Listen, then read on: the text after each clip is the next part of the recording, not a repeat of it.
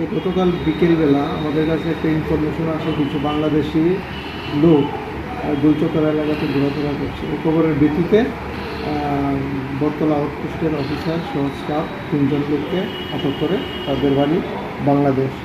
রিপন ঘোষ, নেপাল ঘোষ আর হলো সাগর সরকার নামে 3জনকে অ্যারেস্ট করে। তাদের বিরুদ্ধে আমরা একটা স্পেসিফিক একটা মামলা নিয়েছি, যার number 63/2024 under section 120B 212 370 RPC এবং 14A/C of foreigner act and 3 of IPPA।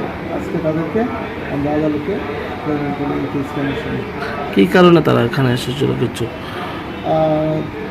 তারা অবৈধভাবে ইন্ডিয়াতে প্রবেশ করেছিল এবং এখানে কাজের জন্য, তাদের কথা হলো তাদের কাজের জন্য এখানে এসেছিল।